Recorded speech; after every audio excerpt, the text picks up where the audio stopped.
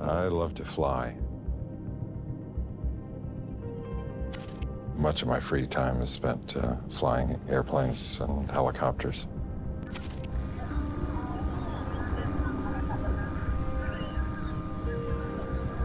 You're doing a lot of flying around.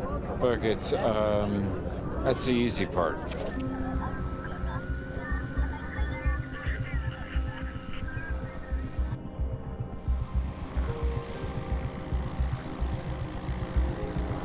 We heard it sputtering. It went off, then started again, then went off, and then it just completely went off. And then we're like, oh my goodness, it's. I-3178, engine failure, immediate return.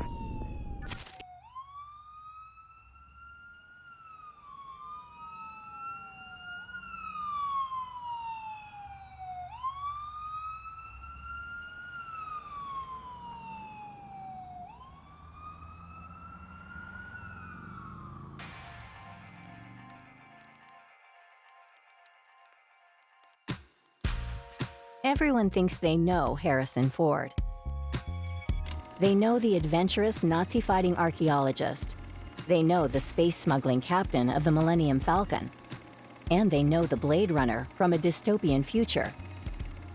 But nobody really knows the man behind the movies once the cameras have stopped rolling. Nobody knows the real Harrison Ford. What did you get from making this film that, you haven't had from him? Money. What do you mean? What do you mean, what did I get? I got exercise. I got the opportunity to work with people that I admire. As a conservationist fighting to save the planet, a trained pilot with multiple near-death experiences, and a father to 5, Harrison Ford's life off-screen has been just as much of an adventure as on-screen.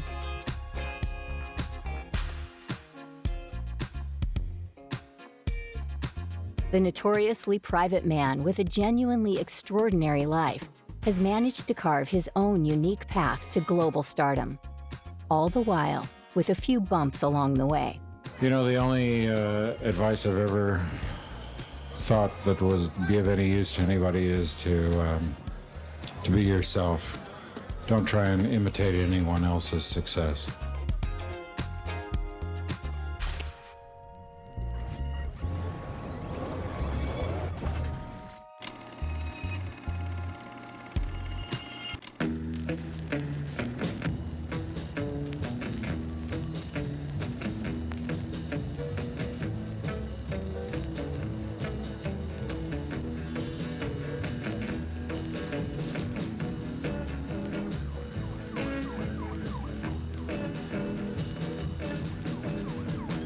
Harrison Ford was born on July 13, 1942 in Chicago, Illinois. He was the oldest of 2 boys, to Dorothy and John William Ford. His younger brother, Terrence, was born in 1945. Like his life in film, the young Harrison Ford was not one to shy away from adventure. He spent much of his childhood working his way through the Boy Scout system and achieved the 2nd highest rank of Life Scout.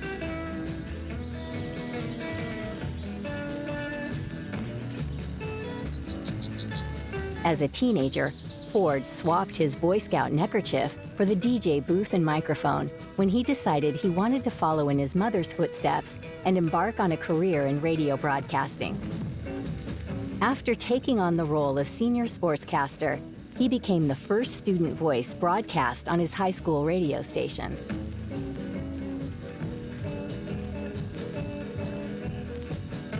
He graduated high school in 1960 and went on to study at college, attending Ripon College, Wisconsin, where he studied English and philosophy. In an attempt to get an easy grade and try to overcome his adolescent shyness, Ford signed up for a drama course at college. Unbeknownst to him, this decision would be the starting point of one of Hollywood's most famous acting careers. While studying at college, he met Mary Marquardt, the woman he married soon after graduating.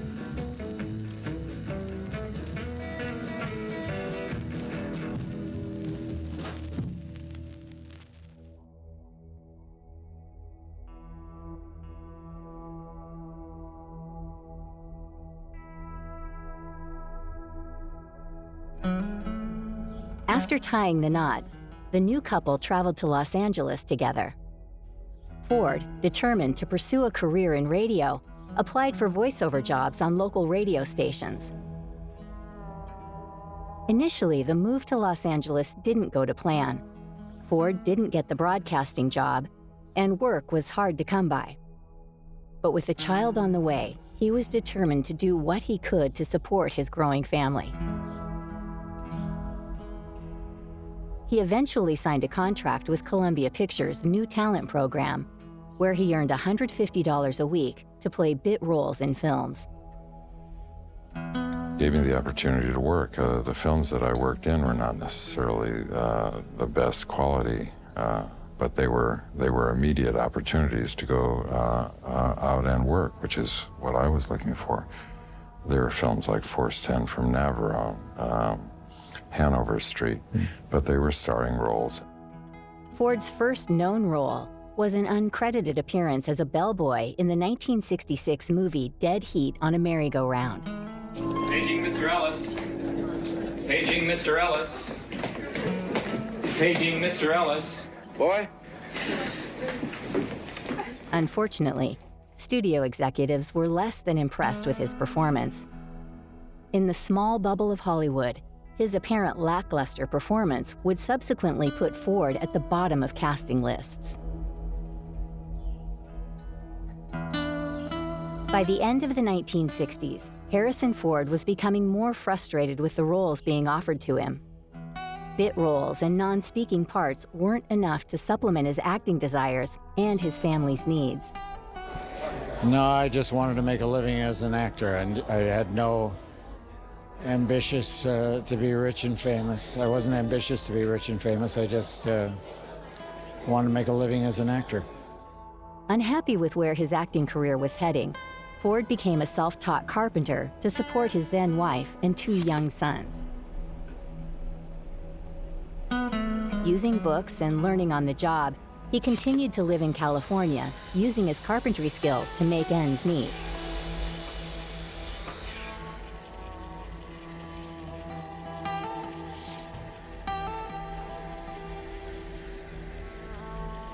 Carpentry also became an opportunity to get through the door of several famous film directors and producers who required Ford's newfound skill set.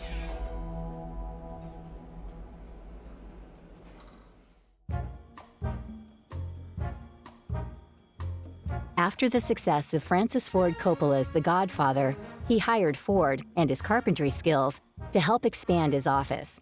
In fact, this relationship led to Ford landing minor roles in Coppola's following 2 films. His working relationship with Coppola landed Ford an introduction to George Lucas, who became a new client of Ford's carpentry services. After being impressed by his carpentry skills and acting ability, George Lucas hired Ford for a small part in his 1973 film American Graffiti, in what would be their first of many successful collaborations. Hey, that's a tough-looking girl you got with you, man. What are you doing, trying to pick up a few extra bucks babysit? Hey, dog, why don't you come on a ride with me in about 10 years? Now leave her out of this. This is just between you and me. As arrogant cowboy drag racer Bob Falfa, Ford cruised the streets of Modesto. His charisma and wit, which Ford would go on to be well known for, were on full display. There would, however, be another 4 years until George Lucas and Harrison Ford worked together again. For Harrison Ford, the 4 years running up to the release of Star Wars replicated the previous. Minor roles and bit parts made up most of the jobbing actor's workload. He never gave up and continued working hard, both as an actor and a carpenter, to make ends meet. However, 1977 proved to be a turning point in his acting career. At 34, the self-professed late bloomer would finally get the role he had always dreamt of. Star Wars: A New Hope, George Lucas's first global sensation, turned Harrison Ford's life around. Alongside co-stars Mark Hamill and Carrie Fisher, Ford was thrust into the limelight, one route to becoming a Hollywood icon. Han Solo. I'm captain of the Millennium Falcon. Chewie here tells me you're looking for passage to the Alderaan system. As Han Solo, Ford utilized the charm, wit, and natural charisma he would become so well known for to help create one of the most recognized characters of the 20th century. I never liked Han Solo very much at all. I couldn't really understand why anybody else did. Certainly the job is more complex, and you want to make sure that you have all the pieces. Han Solo is made of far fewer pieces. It's almost something you can fit together in the dark. Star Wars was undoubtedly a phenomenon. The movie captured the imagination of millions worldwide, and at the time becoming the highest-grossing film ever made. Although it wasn't for everyone. Oh, stupid! You'd want to be an 8-year-old to enjoy it. The only bit of it, I mean, it was so long drawn out. Over the next 10 years, Ford would reprise his role as Han Solo in The Empire Strikes Back in 1983. I love you. I know. And Return of the Jedi in 1986.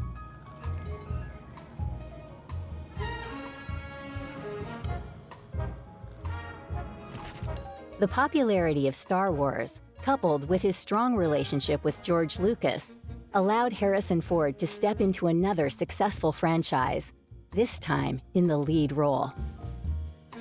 Written by George Lucas and directed by Steven Spielberg, Raiders of the Lost Ark, the first of 5 Indiana Jones movies, saw Ford play Dr. Henry Jones, Jr., a professor of archaeology who goes on dangerous adventures to recover important artifacts under the pseudonym Indiana Jones. Playing Indiana Jones as an imperfect protagonist, both a romantic and a cynic, was the perfect role for Ford to further cement himself as the everyman hero that everyone could relate to. Raiders of the Lost Ark became the highest-grossing film of 1981 and cemented Ford's stardom in another globally loved franchise. The film's success allowed the studio to greenlight 2 more Indiana Jones adventures to release across the next decade. And whilst Ford loved making them, there were a few hiccups along the way. But they're pretty arduous films to make, and we tried to do whatever we could so that I could do most of the physical activity, because I was always convinced that you don't want to be looking at the back of a character's face when they're in these kinds of exciting circumstances. You want to see in their eyes, so we figured out how I could do most of it. In 1982, following the success of the first Indiana Jones movie, Ford appeared in the dystopian cult classic thriller, Blade Runner. Directed by Ridley Scott, Blade Runner told the story of Rick Deckard, played by Ford, a man tasked with destroying humanoid robots who had traveled back to Earth to kill their creator. Harrison, first of all, being already on the threshold of huge Hollywood stardom, because of Star Wars and then Indiana Jones, and I was smart about it. The reason I cast Harrison was because I knew that Steven Spielberg and George Lucas were making a film called Indiana Jones. I thought, whoever they've chosen is going to be a big bloody star. So I that's how I cast him. Not on talent, just on that bit. The movie we made together, Blade Runner, was one of the most difficult films I've ever made. I think, to that point, probably one of the most difficult films that Ridley had made. He felt neglected through the movie. He felt that he wasn't being paid enough, given enough coaching, if you like. And he wouldn't talk about the movie for about 20 years. Only recently he's been come back to liking it, or talking about it anyway. He didn't feel he was given enough attention. But it was one where I learned as much as I've ever learned, where I was challenged as much as I have ever been, and where I had formed a respect for the people that I worked with that has been instructive to me in my life, and I do appreciate that, really. Well, I don't get it. What do they risk coming back to Earth for? That's unusual. Why? What do they want out of the Tyrell Corporation? You tell me, pal. That's what you're here for. Or they write them down for you. interesting thing about the original Blade Runner is it became a cult hit, but really it didn't come out and everybody thought instant classic. No, they certainly didn't. They thought instant everything else. It was never really quite right. The people who financed it were pressing to have it released at the most stupid moment. It should have gone out in December, the way Deer Hunter did, and that's the way it got into line to get Oscars and things. And they put it out in June, curiously enough, against another tiny little science fiction movie called E.T. Smart move, huh? I mean, anybody would go and see E.T. on a date rather than a dysfunctional picture like Blade Runner. Whilst at the time Blade Runner was commercially disappointing, it would go on to become a cult classic. Even 30 years later, the film returned to cinemas as a special presentation, highlighting how popular it had become over time. I am presenting Blade Runner, a 31-year-old movie that I haven't seen for 30 years. Does it bring back any memories as you're thinking about it? Are you going to have memories when you see it in there? I'm sure it'll bring back a lot of memories. Anything that you think why this kind of stood the test of time, why this is such a classic to me? Well, it's it's 31 years old, and it's found an audience. It wasn't that successful when it opened, but over a period of time, it found an audience and a loyal following. It's become an important historical movie. Do you think it'll be emotional watching it again? Or? No.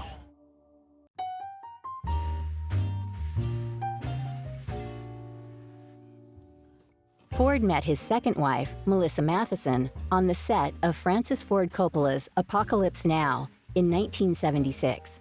When you find the colonel, infiltrate his team by whatever means available and terminate the colonel's command. 7 years later, they were married, becoming parents to son Malcolm in 1987 and daughter Georgia in 1990. In 1986, Ford was nominated for an Academy Award for his role as Sergeant John Book in Witness. It's over! Enough! Enough!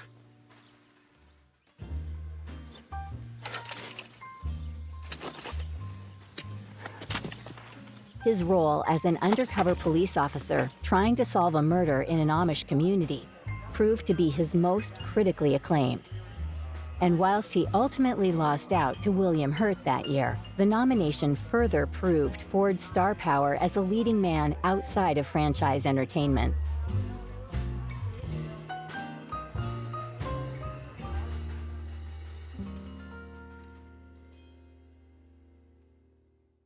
Even after turning 50, Harrison Ford's career as an action hero didn't slow down.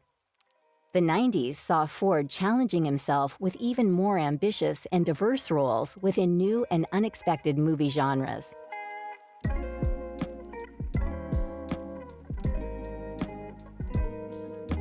In 1992 and 1994, Ford took on the role of Jack Ryan, the spy created by Tom Clancy.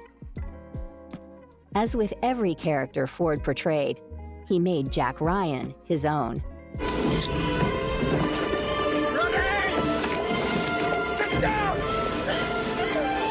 Look, it's a very interesting character. I think he finds himself in situations where I think that Jack Ryan can take people into a place where they feel they have the privilege of being. I mean, that's part of the attraction of Tom Clancy's books, that he seems to have a special knowledge of this secret stuff.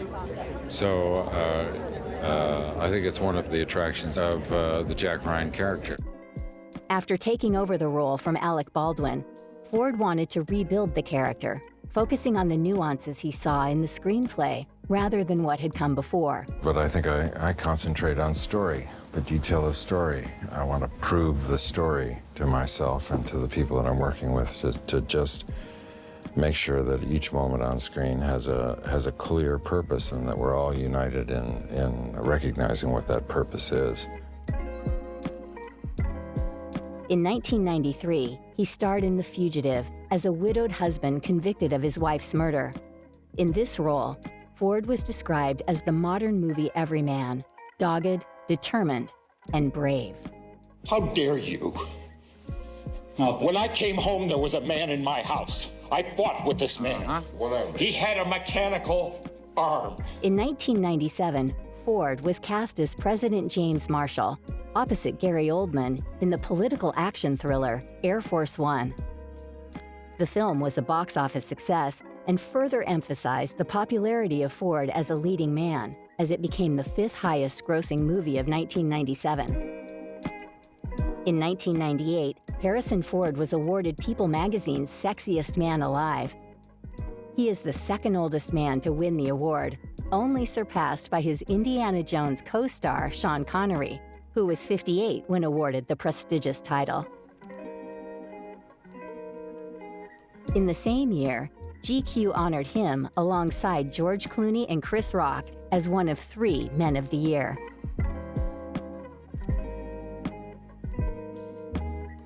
Eager to diversify his acting credits, Ford appeared in 6 Days, 7 Nights, an action-adventure comedy, alongside Anne Hesh and David Schwimmer. Hi, you too. One of the things that Harrison has said is that you're really bubbly and zingy and you get on, you really work, and you're really happy about it. What did you think of him? Oh, he was having a great time. I mean, well, I hope he was, unless he was acting off camera as well as on, but he, I think, was exploring something that was so new for him, which is why it was so cool for me to be playing opposite him when he wanted to do a comedy. So I got to see, you know, the brightest side of him. So he was just fantastic.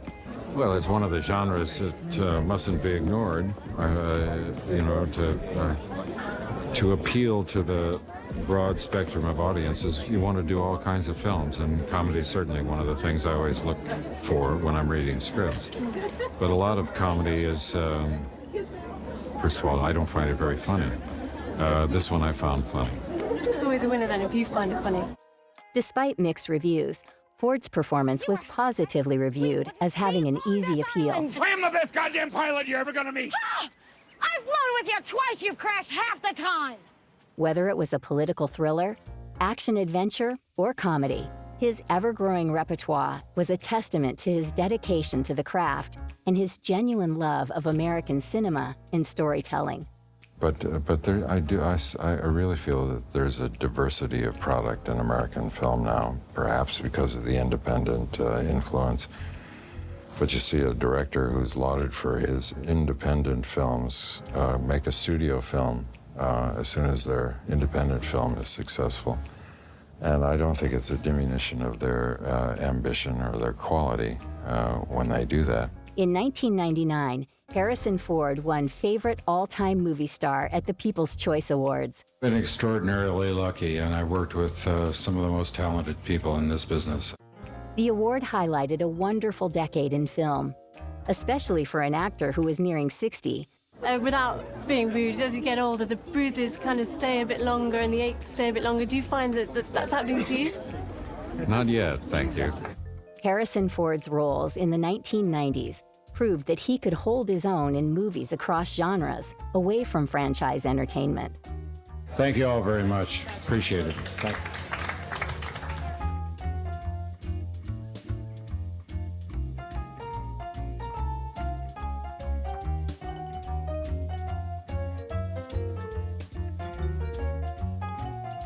No stranger to flying planes and spacecrafts in his movies across the decades, Harrison Ford trained to be a pilot in the 1990s. Soon enough, flying aircraft became one of Ford's favorite hobbies. I love to fly, so much of my free time is spent flying airplanes and helicopters. Although it wasn't for the faint-hearted, as the actor soon found out. While training in a helicopter in 1999, he experienced his first accident when the helicopter he was flying lost power. Ford had to utilize his training and make an emergency landing. Thanks to his quick thinking and skillful piloting, Ford and his instructor luckily walked away from the accident unharmed. For Ford, however, this wouldn't be the last time his love of aircraft would turn into a near-death experience.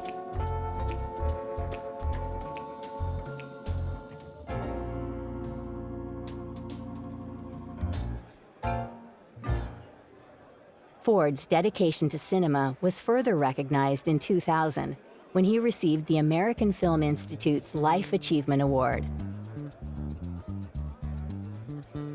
Well, AFI is an important organization in the movie business, and all of the things that they do, and they do a lot of things, are very important to the industry, and I'm glad to be able to support them. This is the 28th Life Achievement Award. The first award went to a gentleman by the name of John Ford. The first honoree in our new century is Harrison Ford. So we checked the lineage. And we found out that there is no nepotism whatsoever involved with this award tonight. You know, he's got an amazing quality that spans the generations. So not only does my daughter love him, does my mother love him, do I love him, does my grandmother love him? We all are crazy. We all have favorite movies. Oh, Witness. Oh my God, Star Wars. Oh, Indiana Jones. So whatever he's got, they should bottle it and sell it, because wouldn't y'all just buy some? I don't know. Sidney Pollack described Harrison Ford as everyman. Seems a bit insubstantial, don't you think? But being the sort of modest fellow that he is, and very nervous at the moment, and being saluted in quite this way with this many superlatives, he probably described himself as just a hard-working actor. Well, you and I all know that sometimes, for reasons both tangible and intangible, an actor is transformed into something rather remarkable. No one's quite sure why it happens, but it does. It's hard work, but it's charisma, it's personality, it's style, it's persona, it's everything. And I think that is why Harrison Ford is a star, both here and internationally. He's a global star, and this explains that this turnout tonight is the biggest the AFI has ever had, and we're honored to have it. He always has a wonderful idea of exactly what the scene's about. And he has great ideas constantly, so he really works as a collaborator, I think, though he will deny it, that he doesn't have anything to do with it, but he really does collaborate heavily, with the rewrites, with the direction, with everything. He knows his medium. Very pleased to be helping honor Harrison. I think he's a truly great actor and has created completely memorable characters that I think will live on through the next millennium. Plus, he's actually an all-around great guy. And gentlemen, one more.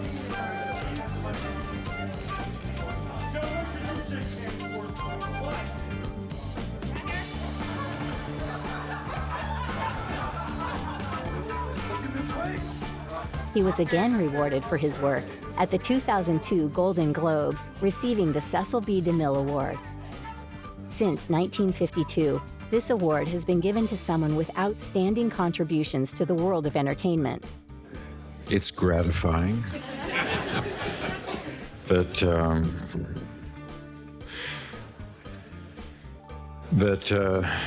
people appreciate and recognize what you do, and I'm grateful for that. Cecil B. DeMille, the first recipient of the award, was described as a Hollywood pioneer, a title that can now be bestowed on Harrison Ford. What amazes me is that I actually had the opportunity to do such a range of characters, to work in a range of films like that. I'm very grateful for that, and I put that down to the people that I've had the good fortune to work with. They've had the guts and the courage to cast me in things that I might have been ambitious for, that others might have thought were beyond my scope. The opportunity is to do different things in different kinds of films, reach different segments of the audience. I'm grateful for that opportunity. Choosing a favorite from amongst the projects that I've been lucky enough to work in is like trying to say which of your children is your favorite child. It doesn't work that way. A year after the Golden Globes, Ford was nominated for a star on the Hollywood Walk of Fame. After being selected as one of the 20 stars awarded that year, he found his name literally cemented within Hollywood's infrastructure. I mean, I'm still passionate about the process, and I enjoy the work very much, and I would be honored to be able to continue in this job. Thank you all very much. Good night.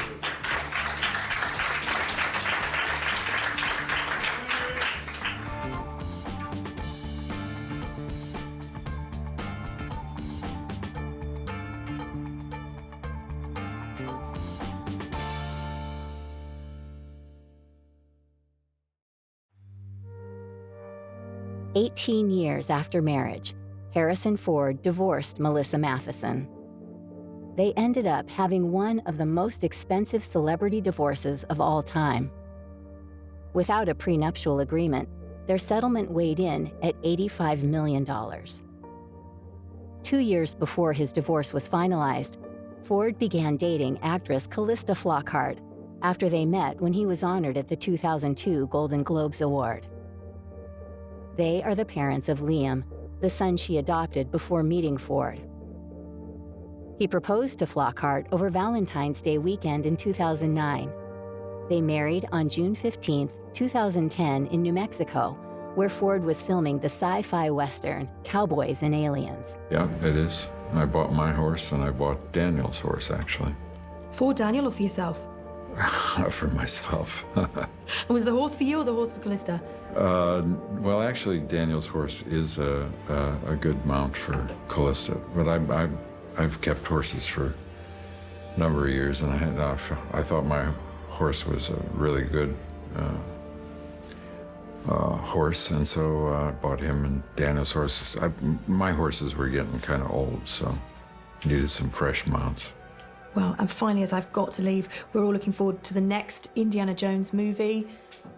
Are you sort of prepped and excited and pumped up for this? Well, we don't know if there's going to be one yet. Nearly 20 years after last donning the hat and whip, Harrison Ford returned to one of his most beloved roles.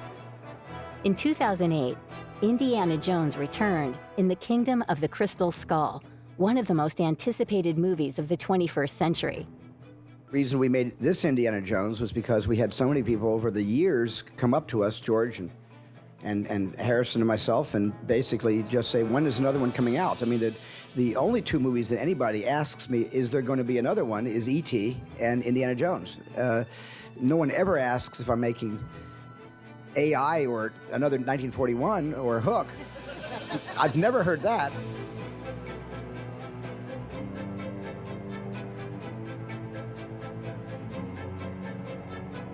For one reason or another, I hadn't met up with Harrison prior to shooting because I was in Sydney, and so I arrived on set, and he was already in costume. So the first time I met Harrison, he was dressed as Indiana Jones. It was just a pleasure to be able to put it all back on, and you know, the character is so unique, and the costume is so unique that the character came back very, very quickly. The way that I met him, he got out of a helicopter that he flew himself to an Air Force base where we were doing stunt training, walked around the helicopter, did like a Harrison wave, like, I'm the man, you know, and pulled a whip out of the glove box of a helicopter, then walked over to me, shook my hand and said, "You ready to do this, kid?" I can't explain to you what that is. I mean, it's just, you're dumbfounded, you can't breathe. You know, we'd been pursuing an idea, and Cumming and George and Stephen have been working on a script. We've all been involved in the development of the script for some 19 years. You know, it took having it down on paper to feel secure about making the investment of time and energy, and not to mention money that it takes to put it on screen.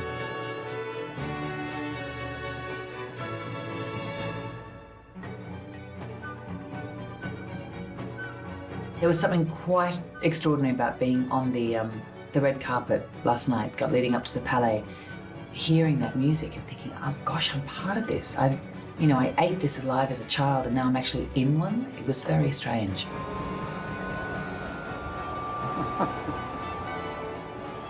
Harrison Ford is to me what he is to you, and probably more to me because I know more and have been around him and genuinely love him. Did before I met him. He is an intricate part of my childhood and my upbringing, as is Indiana Jones. The Kingdom of the Crystal Skull was a commercial triumph and quickly took the top spot from The Last Crusade to become the most successful Indiana Jones movie ever. I didn't know you could fly a plane. Why, yes. Land, go.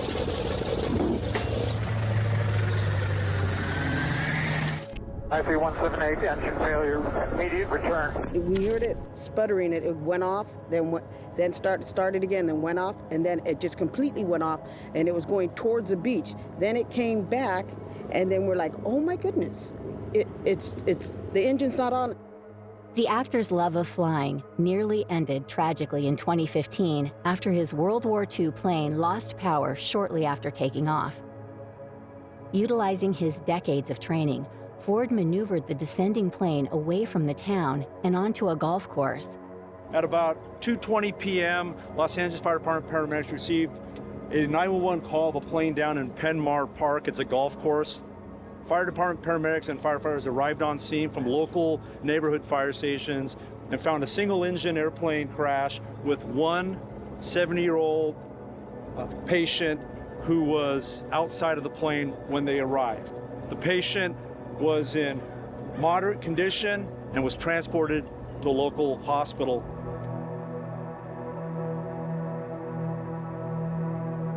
After recovering, Ford later revealed the full extent of his injuries. Dislocated right ankle and a shattered pelvis and a broken back. Ford won praise from air experts and witnesses for bringing the plane down in the open space rather than a built-up area. And just 6 months after the near-fatal plane crash, Ford was back on the road, traveling worldwide to promote a long-awaited return to the franchise that started it all.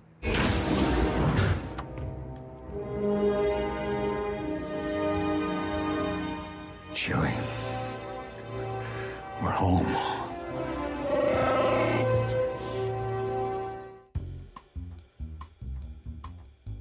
You first appear on screen in the Millennium Falcon. It seemed like you didn't really have to act very much. It was quite emotional. I never act very much, just a little. Nearly 4 decades after his first outing as Han Solo, Harrison Ford returned to the role that had previously kick-started his career. With a new writer and director, J.J. Abrams at the helm, Han Solo and the rest of the beloved Star Wars cast were back in action. You must be feeling a lot of love. I'm feeling a lot of jet lag, actually. I came from Australia for 1 day or 2 days in Los Angeles, and now here. But I'm doing all right, thanks. Good to be here. Star Wars: The Force Awakens, the 7th movie in the series, was a global sensation, becoming the highest-grossing film ever released in the UK and US. The question is to Mr. Ford. Have you ever found yourself humming the famous Star Wars tunes over the years? No. Why not? Thank God. No, I don't.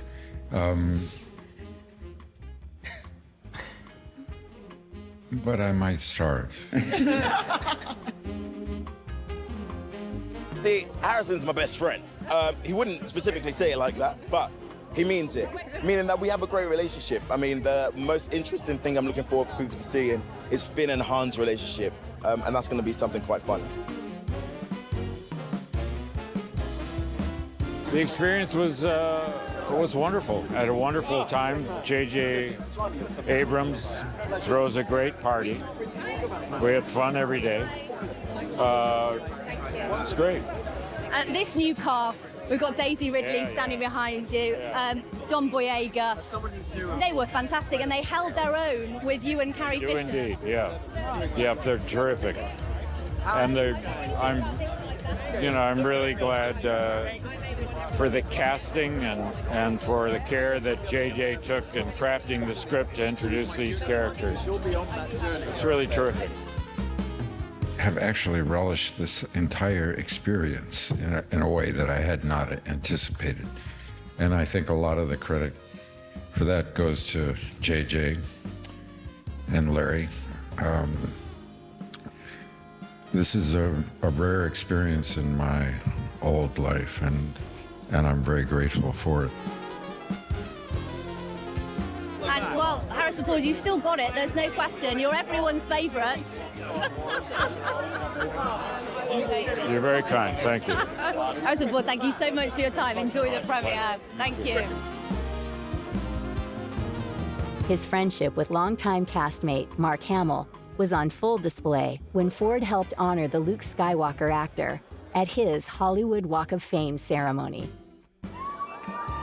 He has been the master of his own experience, his own life.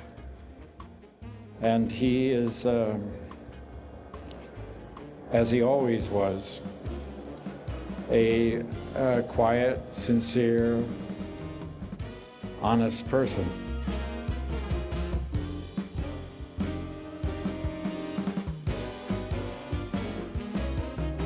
Two years after reprising his role in Star Wars, Ford returned in the sequel to 1981's Blade Runner 2049. Sometimes to love someone, you gotta be a stranger. The sequel saw Ford reprise his role as Rick Deckard, now living in hiding after the events of the first movie. Ford's high spirits throughout press interviews when promoting the film alluded to how much he had enjoyed making the movie. There's nothing left for me. Cheers, Ryan. Oh, I needed that. I've warmed up. Ridley said, would you be interested? I said, how much? Show me the money. The film and Ford's performance were very well received by critics. Was it working together? A nightmare. Yeah. Yeah. I know that It's just like another day. a nightmare. Oh, no, it was fun. It was real fun. Much like the first movie, Blade Runner 2049 didn't quite reach its predicted commercial goals. However, alongside an all-star cast, including Ryan Gosling and Ana de Armas, Blade Runner 2049 won 2 Oscars and was nominated for 3 others.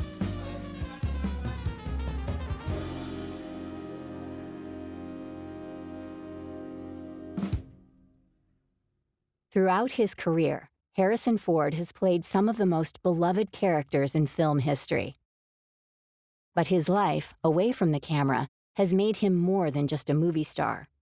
Off-screen, Ford has taken on the role of an environmental activist.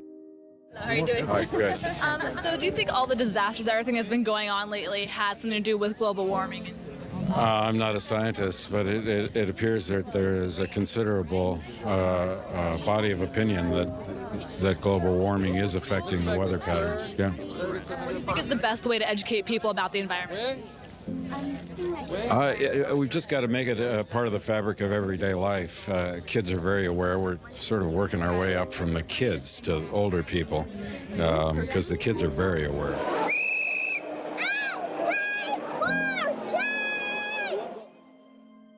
Ford's work in protecting the planet dates back over 30 years. I've been involved for a long time in conservation issues, and I work with an international organization called Conservation International, and it's very important to me.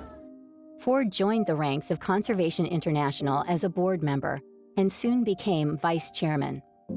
He became actively involved in the organization's design and growth, and now sits on the executive committee. We've been talking for years about the importance of individual responsibility, individual action and effort. But individual action, whether it's because we've taken a issue by issue, species by species approach to creating solutions to our many problems, has failed to achieve critical mass on the big issues that face us all. The world is simply losing its ability to provide for our needs.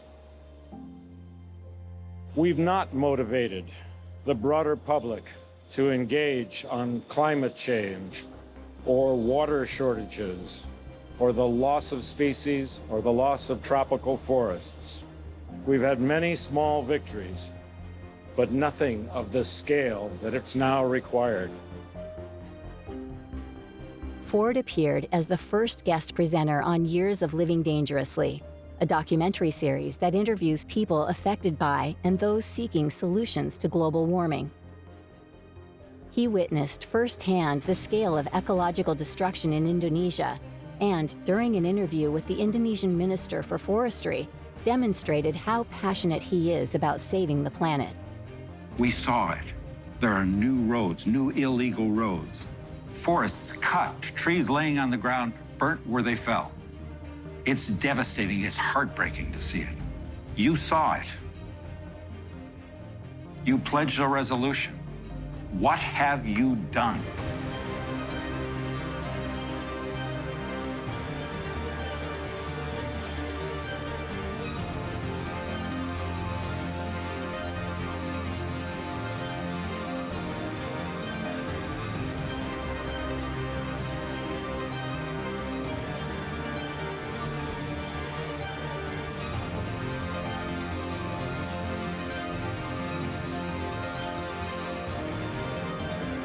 The destruction of nature accounts for more global emissions than all the cars and trucks in the world. We can put solar panels on every house, we can turn every car into an electric vehicle, but as long as Sumatra burns, we will have failed. So long as the Amazon's great forests are slashed and burned, our climate goals will remain out of reach.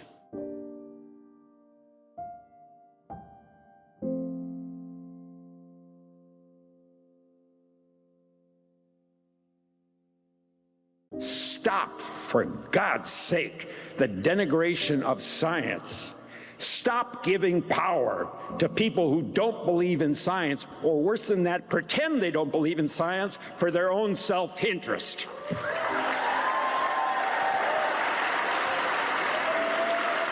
They know who they are.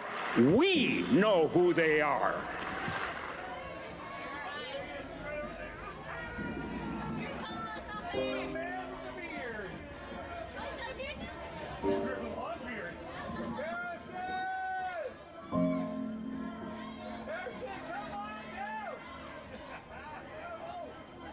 Even today, as Harrison Ford turns 80 years old, and his career as an action hero and leading man begins to slow down, the timeless nature of the films he's starred in has immortalized the actor in cinematic history. Every single film you've been in, all the classics, there's been sequels and prequels, and there's been vampires. No, but I mean, you know, you have. There's no Hollywood Homicide 2. You know, there is. But I mean, you know, Indiana Jones. Yeah, and it's a crime I have that there been, and by the way, I didn't make those by myself. I was working with Steven Spielberg and George Lucas and many other talented people. But he's the one thing they all have in common. Been very, very lucky. I have enjoyed going back to some of the characters that I played, but there's always been something left to pull out of the well. There's always been, in good conscience, a desire to deepen or broaden the experience for the audience. I learned so much from working with Harrison. I was blown away by his passion for storytelling. And he's very funny, very dry. You know, you're not sure if he's joking, but he usually is. Tough as boots. Old boots. Very old boots. He was so invested in the story and really helped us and the movie, helped us grounding the story. He's just a pleasure, and he's so good at what he does. He's so technically great. Harrison Ford's amazing. He's amazing. Over 40 years after his first outing as Indiana Jones, Ford returns for a final crack of the whip in The Dial of Destiny. Undoubtedly one of the most anticipated movies of 2023. I've always wanted to conclude his story, and I've always wanted to see him later in life.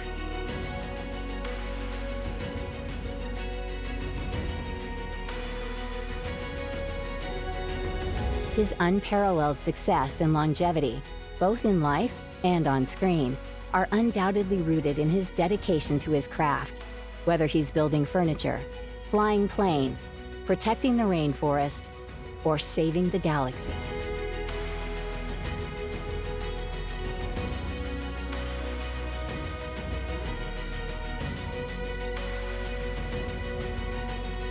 Both on screen and off, Harrison Ford is a genuine Hollywood hero.